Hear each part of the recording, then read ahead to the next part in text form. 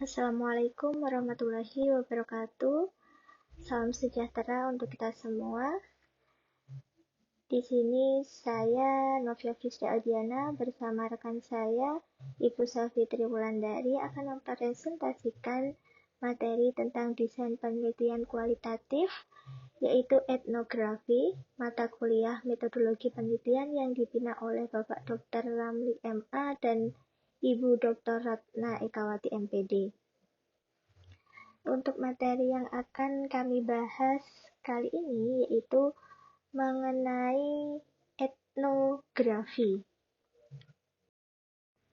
Hal-hal yang akan kita bahas tentang penelitian kualitatif etnografi ini yaitu yang pertama tentang pengertian etnografi, yang kedua jenis-jenis penelitian etnografi, yang ketiga ada karakteristik pokok dari penelitian etnografi, yang keempat, ada prosedur penelitian etnografi itu seperti apa, dan yang terakhir, kelebihan dan kekurangan dari penelitian etnografi itu sendiri.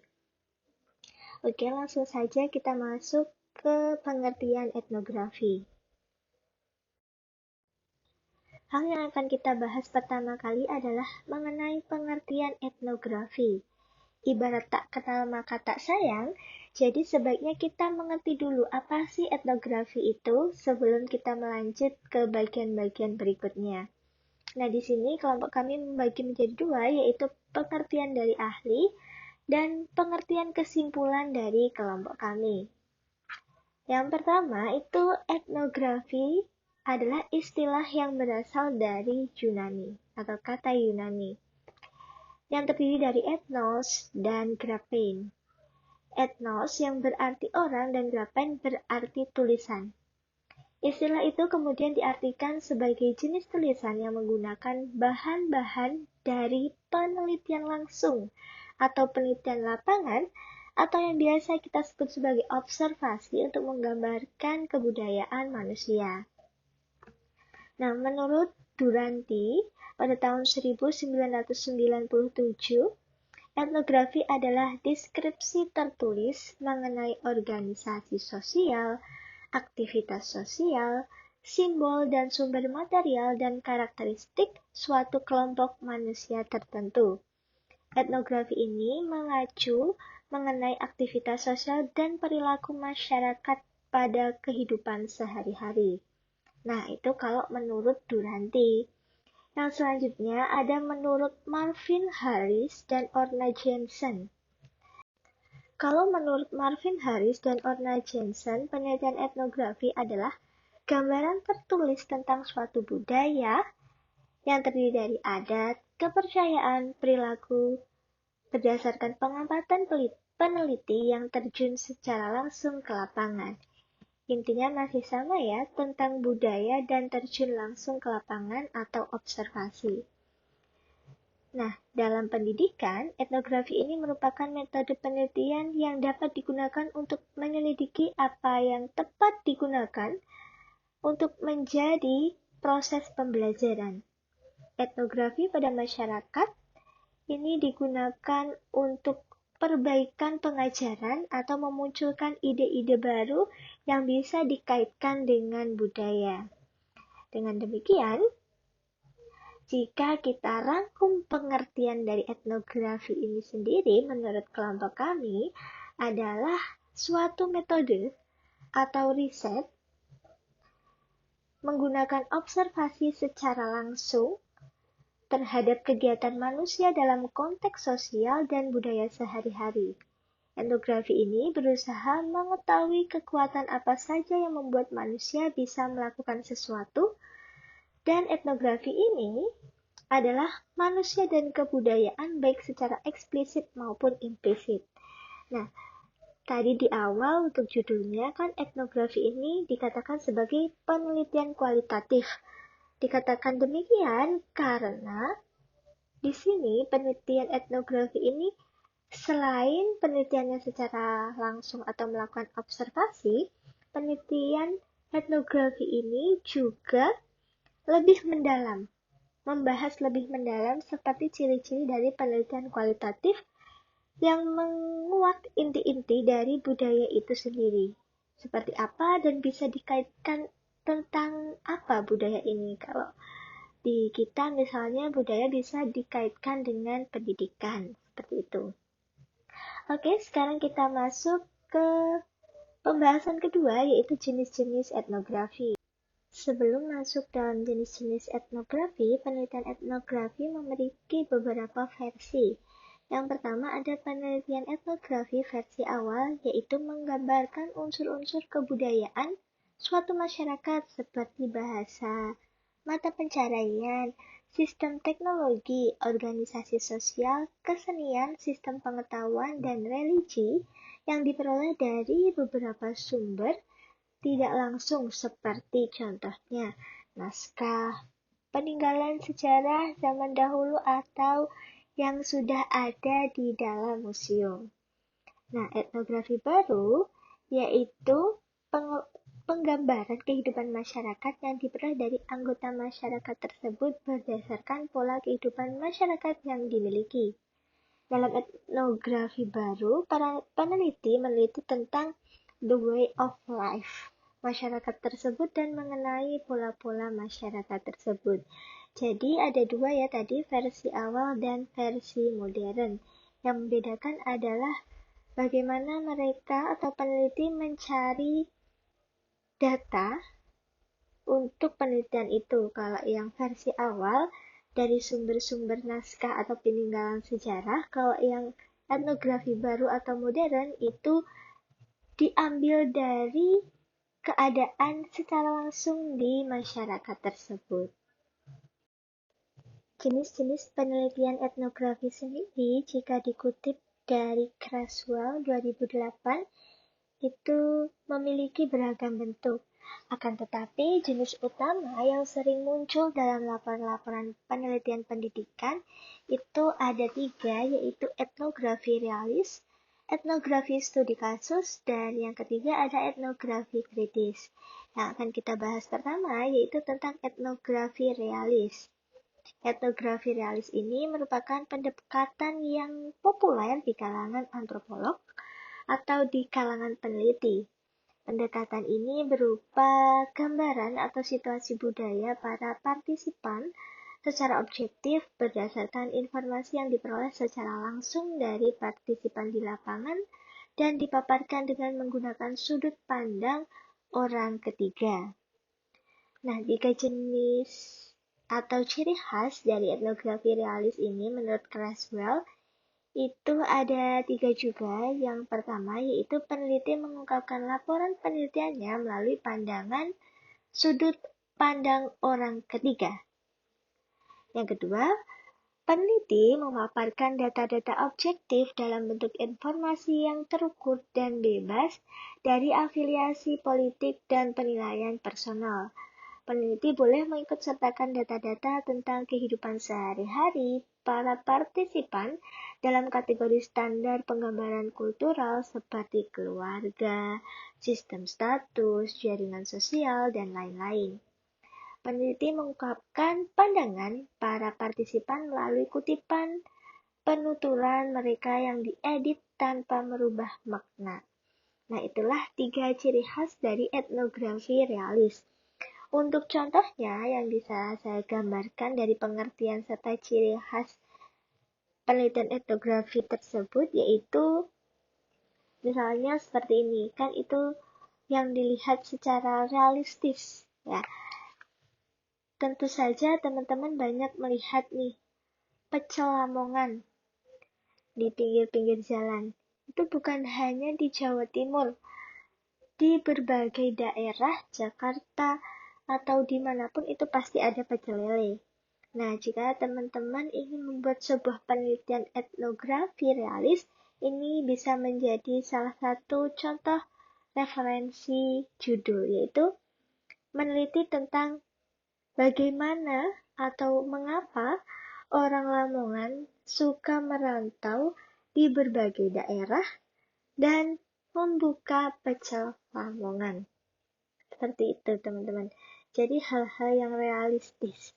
Atau misalnya bagaimana sudut pandang warga Sumatera Barat yang membuka cabang beberapa nasi Padang di berbagai daerah. Seperti itu. Mungkin itu bisa menjadi gambaran tentang etnografi realis ini. Yang kedua, jenis etnografi yaitu studi kasus. Nah, mungkin ini yang lumayan banyak digunakan di pendidikan ya, karena etnografi studi kasus ini meneliti kasus yang terpisah dari hal-hal lain dalam dimensi waktu, tempat, batas fisik tertentu. Artinya, hasil penelitian yang diperoleh hanya berlaku pada objek yang sedang diteliti saja dan tidak dapat digeneralisasikan atau disamaratakan seperti itu. Jadi hanya sesuai dengan objek yang diteliti. Misalnya sedang meneliti batik. Kan batik jenisnya banyak. Nah, hanya pada jenis batik tersebut. Tidak bisa digeneralisasikan semua batik. Seperti itu. Nah, objek biasanya yang diteliti dengan prosedur ini memiliki karakteristik. Bisa beberapa individu atau individu tunggal dalam sebuah kasus, sebuah program, peristiwa, berhubungan erat, atau aktivitas-aktivitas. Jadi, konteks pendidikan kasus yang diteliti itu contohnya ya, contoh dari penelitian studi kasus misalnya mengenai eksplorasi etnomatematika pada batik atau eksplorasi matematika pada tarian dari Jawa Timur atau jaranan, misalnya seperti itu, atau eksplorasi etnomatematika pada permainan engklek atau pada permainan gobak sodor, seperti itu. Jadi hanya pada hal-hal tertentu. Jadi intinya tidak bisa digeneralisasi. Jenis etnografi yang ketiga yaitu ada etnografi kritis, yaitu merupakan pendekatan penelitian yang digunakan untuk membantu dan memberdayakan kelompok masyarakat. Etnografi kritis ini biasanya dilakukan oleh individu yang berpikir kritis. Melalui penelitian ini, mereka bisa memberikan bantuan untuk melawan ketidakadilan tersebut. Nah, untuk ciri dari etnografi kritis ini menurut Creswell itu ada 6. Yang pertama itu mempelajari isu-isu sosial tentang kekuasaan. Yang kedua, penelitian diarahkan untuk menghentikan diskriminasi atau ketidaksetaraan. Yang ketiga, etnografer kritis menyadari bahwa interpretasinya dipengaruhi oleh kebudayaannya sendiri. Dan yang keempat, etnografer atau peneliti menempatkan dirinya sebagai pemberdaya para partisipan. Yang kelima, posisi etnografer yang tidak netral memungkinkan baginya untuk menyarankan perubahan dalam masyarakat agar kelompok yang selama ini terpinggirkan tidak lagi dimarginalkan. Dan yang terakhir, laporan penelitian memuat daya yang variatif, berjenjang dan kontradiktif yang diperoleh dengan beragam metode.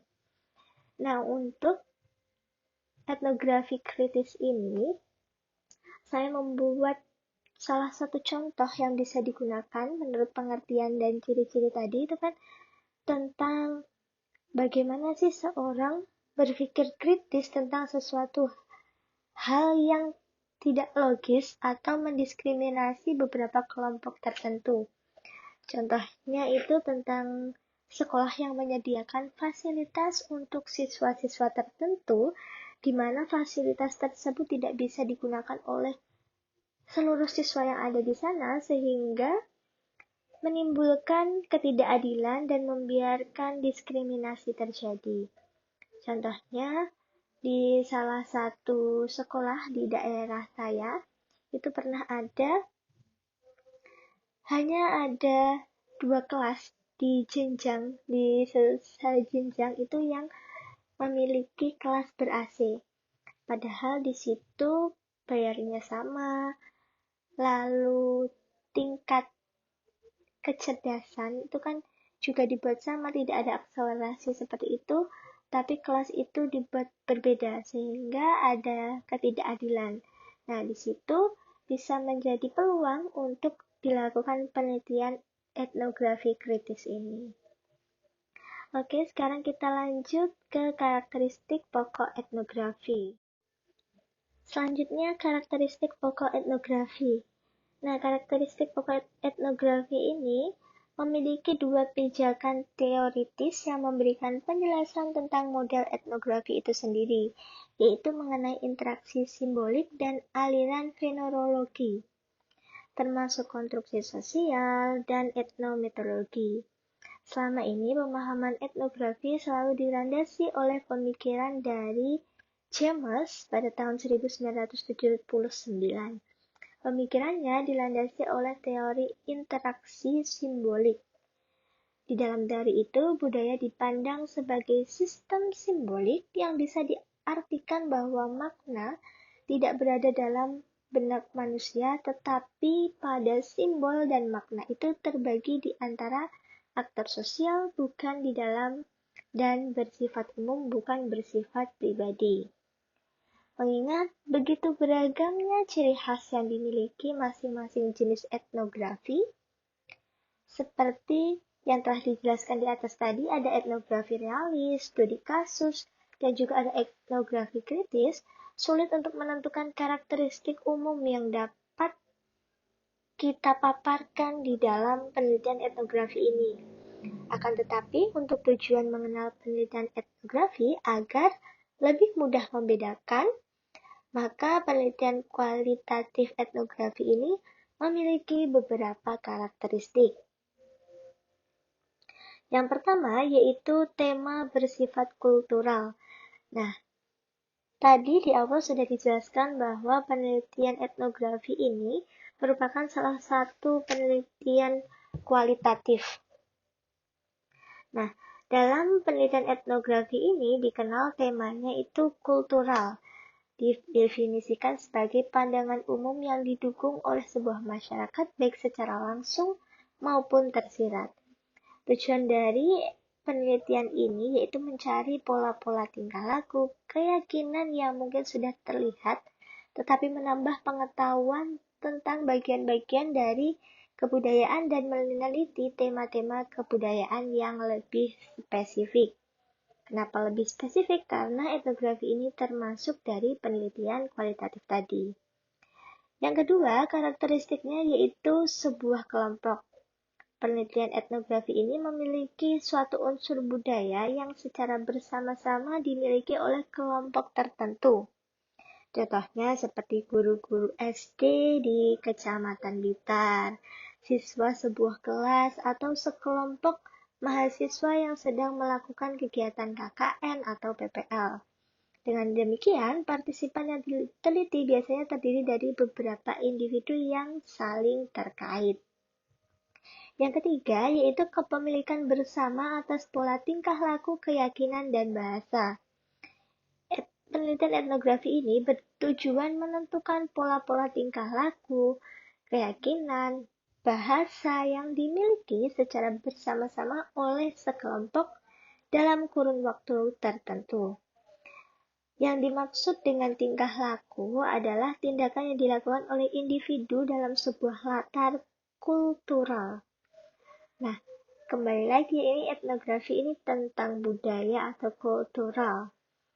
Nah, di sini bahasa dalam etnografi merujuk pada bagaimana individu berbicara dengan individu lain secara konkret pada sebuah latar kultural. Yang keempat yaitu tentang penelitian lapangan. Nah, pengertian awal dari etnografi tadi adalah dilakukannya observasi atau penelitian lapangan.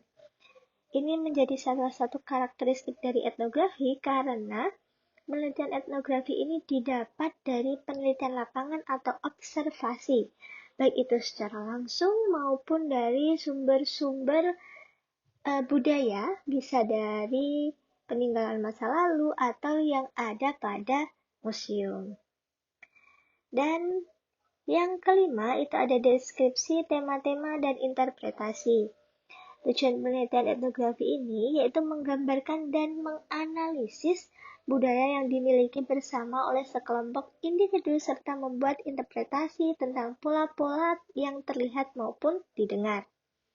Nah, seperti yang saya katakan di awal tadi, inti dari penelitian ini itu tentang mencari sesuatu yang lebih mendalam tentang budaya, khususnya yaitu bisa bahasa, perilaku, tutur kata, seperti yang ada di atas tadi.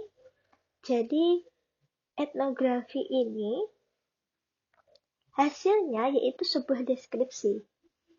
Deskripsi dari apa yang sudah kita ketahui dari penelitian lapangan atau dari observasi yang telah kita dapat.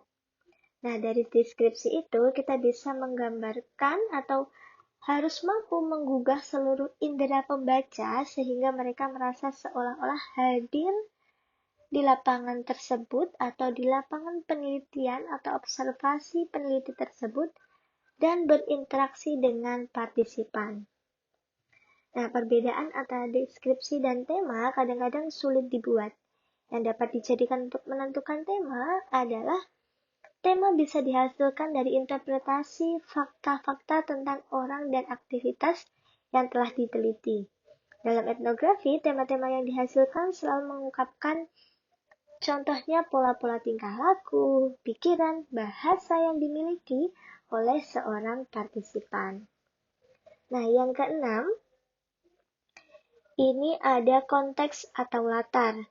Konteks ini dibentuk oleh berbagai unsur yang saling berhubungan, seperti sejarah, agama, politik, ekonomi, serta lingkungan sekitar. Nah, kalau latar itu adalah situasi atau lingkungan yang sedang diteliti.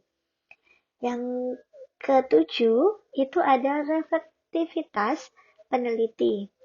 Dalam etnografi, refleksivitas merujuk pada kesadaran atau keterbukaan peneliti untuk membahas bagaimana dia dapat menjalankan perannya sambil tetap menghargai dan menghormati apa yang ada di lapangan. Karena penelitian etnografi ini menuntut peneliti untuk tinggal dalam jangka waktu tertentu di lapangan, jadi peneliti harus memikirkan dampaknya terhadap lapangan dan para partisipan. Jadi di sini peneliti harus memiliki refleksivitas yang baik ya, karena dia harus terjun langsung ke lapangan. Oleh karena itu, dalam laporan, peneliti perlu menunjukkan posisi dan sudut pandang yang digunakan dalam menginterpretasi. Sebagai contoh nih, seorang etnografer yang meneliti majalah-majalah remaja untuk mempelajari perkembangan identitas remaja-remaja tersebut yang menyatakan posisinya sebagai berikut. Contohnya ya, saya tidak mau dipandang sebagai guru atau orang yang memiliki otoritas. Itu hanya sebagai contoh. Mereka mempercayai saya dan kami menegosiasikan sejenis hubungan yang menunjukkan kesenjangan antara pola identitas mereka dengan wanita dewasa. Itu hanya sebagai contoh. Jadi, itulah etnografi. Tadi ada pengertian, lalu ada karakteristik, lalu ada jenis-jenis juga. Dan sekarang kita masuk ke prosedur penelitian etnografi. Nah, tadi sudah kenal, lalu sekarang masuk deh ke langkah-langkah penelitian etnografi itu seperti apa. Oke, selanjutnya akan dipresentasikan oleh Ibu Safitri.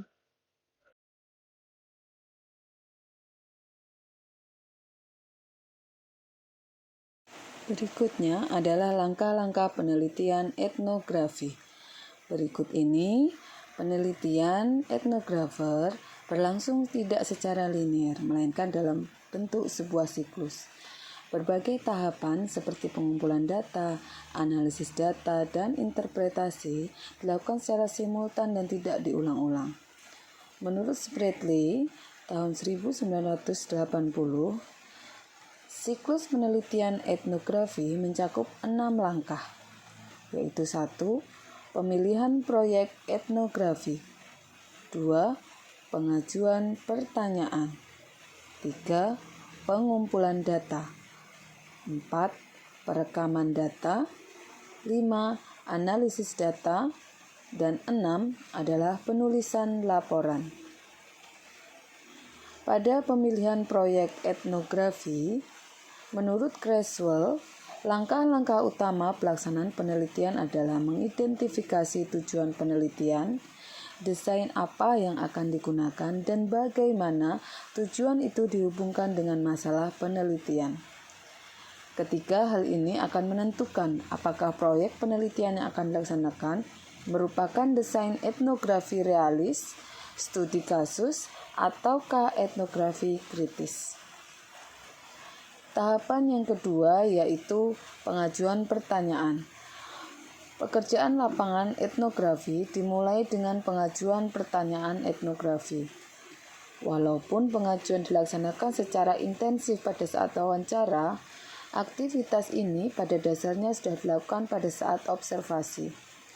3 pertanyaan utama yang diajukan pada saat observasi adalah: 1. Siapa yang ada di latar penelitian? Apa yang mereka lakukan dan apa latar fisik situasi sosial tersebut. Langkah yang ketiga yaitu pengumpulan data. Tugas utama kedua seorang etnografer adalah mengumpulkan data etnografi. Dalam pengumpulan data ini dilakukan dengan berbagai macam prosedur dan intensitas prosedur itu bervariasi sesuai tipe etnografi yang dilakukan. Langkah yang keempat adalah perekaman data.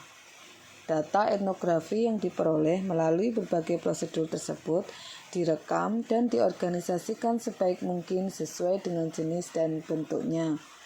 Sebagian data dapat direkam dalam bentuk catatan lapangan, sebagian lagi direkam dalam bentuk foto, peta, video, dan cara-cara lain. Langkah yang kelima adalah analisis data. Dalam rekaman-rekaman data yang sudah ada atau dalam pengumpulan data, akan dianalisis tema-tema dan penginterpretasian makna informasi juga dapat berlangsung.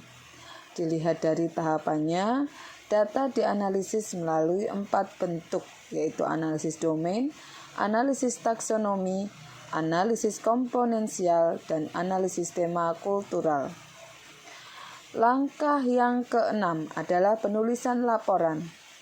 Penulisan laporan merupakan tugas terakhir seorang peneliti etnografi, karena penelitian etnografi melibatkan suatu open-ended inquiry, di mana mungkin saja peneliti diharuskan mengadakan analisis yang lebih intensif jika pada saat menulis laporan dia menemukan pertanyaan-pertanyaan baru yang membutuhkan observasi lebih lanjut. Di dalam melakukan penelitian etnografi, ada hal-hal yang perlu diperhatikan. Yang pertama, peneliti perlu mempersiapkan instrumen. Instrumen tersebut harus sudah divalidasi seberapa jauh penelitian kualitatif siap melakukan penelitian yang selanjutnya terjun ke lapangan. Menurut Sugiono tahun 2010. Validasi terhadap peneliti sebagai instrumen meliputi validasi terhadap perencanaan metode penelitian kualitatif, penguasaan wawasan terhadap bidang yang diteliti, kesiapan peneliti untuk memasuki objek penelitian, baik secara akademik maupun logistik. Yang melakukan validasi adalah peneliti sendiri melalui evaluasi diri. Seberapa jauh pemahaman terhadap metode kualitatif, penguasaan teori dan wawasan terhadap bidang yang diteliti, serta kesiapan dan bekal memasuki lapangan.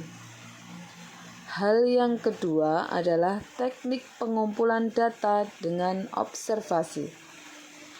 Sanavia Faisal dalam Hasanah tahun 2017 mengklasifikasikan observasi menjadi observasi berpartisipasi, observasi terus terang atau tersamar, dan observasi yang tak berstruktur. Sedangkan Spatli tahun 1988 membagi observasi berpartisipasi menjadi 4, yaitu observasi pasif, observasi yang moderat, observasi yang aktif, dan observasi yang lengkap. Hal yang ketiga yang perlu diperhatikan adalah menetapkan seorang informan. Seorang informan adalah seorang pembicara asli yang berbicara dengan mengulang kata-kata, frasa, dan kalimat dalam bahasa atau dialeknya sebagai model imitasi dan sumber informasi. Informan merupakan pembicara asli. Informan di sini memberikan model untuk dicontoh oleh etnografer. Etnografer ingin belajar menggunakan bahasa asli dengan cara yang dilakukan oleh informan. Jadi informan di sini merupakan sumber informasi. Hal yang perlu diperhatikan yang keempat adalah pelaku atau subjek. Seorang pelaku adalah seseorang yang menjadi objek pengamatan dalam suatu setting alam. Etnografer seringkali menggunakan pengamatan terlibat sebagai suatu strategi untuk mendengarkan masyarakat dan menyaksikan mereka dalam setting yang wajar.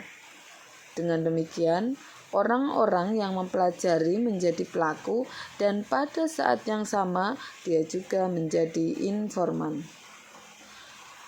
Hal yang perlu diperhatikan kelima adalah enkulturasi penuh.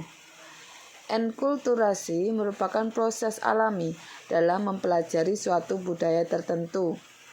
Informan yang potensial tingkat enkulturasi mereka bervariasi. Informan yang baik mengetahui budayanya yang baik. Semakin terenkulturasi secara penuh, maka semakin baik informan itu. Hal yang keenam adalah mewawancarai seorang informan. Wawancara etnografis merupakan jenis peristiwa percakapan yang khusus. Setiap kebudayaan mempunyai banyak kesempatan sosial yang terutama diidentifikasikan dengan jenis percakapan yang terjadi. Ada perbedaan antara wawancara persahabatan dengan wawancara etnografi.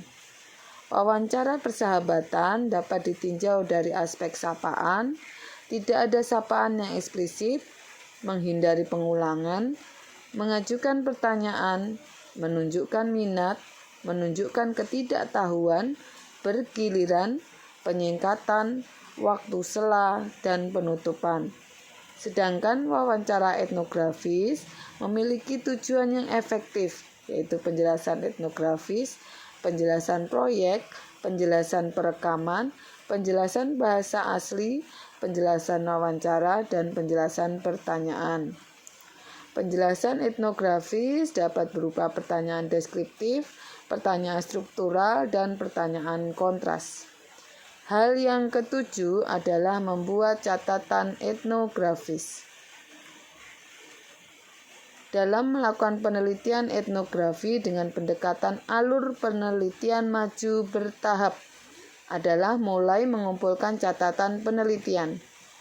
Bahkan sebelum melakukan kontak dengan informan, etnografer akan mempunyai berbagai kesan, pengamatan, dan keputusan untuk dicatat. Hal yang diperhatikan nomor 8 adalah bahasa dan catatan etnografis. Catatan di sini meliputi catatan lapangan, alat perekam, gambar, artefak, dan benda lain yang mendokumentasikan suasana budaya yang dipelajari. Terdapat dua prinsip yang harus diperhatikan dalam membuat sebuah catatan etnografis, yaitu prinsip identifikasi bahasa dan prinsip harfiah. Langkah yang kesembilan atau hal yang kesembilan yang perlu diperhatikan adalah jenis-jenis catatan etnografi. Jenis-jenis catatan etnografi ada laporan ringkas, laporan yang diperluas, jurnal penelitian lapangan, analisis, dan interpretasi. Berikutnya kita akan mempelajari tentang kelebihan dan kekurangan penelitian etnografi. Girl tahun 2003 yang dikutip dalam Rizkiyah tahun 2018 menemukan beberapa kelebihan dari penelitian etnografi. Kelebihan penelitian etnografi yaitu dapat disingkat dan dijelaskan sebagai berikut. Menghasilkan pemahaman yang mendalam, karena yang dicari dalam penelitian ini bukan hal yang tampak, melainkan yang terkandung dalam hal yang nampak tersebut. Kemudian, mendapatkan atau memperoleh data dari sumber utama yang berarti memiliki tingkat validasi yang tinggi. Kelebihan yang ketiga yaitu menghasilkan deskripsi yang kaya, penjelasan yang spesifik dan rinci. Kelebihan yang keempat adalah peneliti berinteraksi langsung dengan masyarakat sosial yang akan diteliti. Kemudian kelebihan yang kelima adalah membantu kemampuan berinteraksi, karena penelitian etnografi menuntut kemampuan bersosialisasi dalam budaya yang dicoba untuk dijelaskan. Selain kelebihan, penelitian etnografi juga memiliki beberapa kekurangan. Kekurangan penelitian etnografi yaitu yang pertama, perspektif pengkajian kemungkinan dipengaruhi oleh kecenderungan dari budaya peneliti. Kemudian, kekurangan yang kedua adalah membutuhkan jangka waktu yang panjang untuk mengumpulkan data dan mengelola data tersebut. Kekurangan yang ketiga adalah pengaruh budaya yang diteliti dapat mempengaruhi psikologis dari sang peneliti ketika peneliti kembali ke budaya asalnya. Kemudian kekurangan yang keempat yaitu peneliti yang tidak memiliki kemampuan sosialisasi, terdapat kemungkinan adanya penolakan dari masyarakat yang akan diteliti. Demikian pemaparan presentasi tentang desain penelitian kualitatif etnografi dari kelompok 4. Diharapkan di dalam peneliti melaksanakan penelitian etnografi, peneliti dapat menyiapkan kebutuhan finansial yang memadai, karena penelitian ini membutuhkan waktu yang cukup lama. Selain itu, peneliti juga harus benar-benar memahami tentang penelitian etnografi dan hal-hal apa saja yang harus diperhatikan terutama dalam pemilihan informan, karena informan menentukan tingkat keberhasilan penelitian. Terima kasih atas kesempatan yang diberikan. Mohon maaf atas segala kekurangan dari kelompok kami. Sampai jumpa. Wassalamualaikum warahmatullahi wabarakatuh.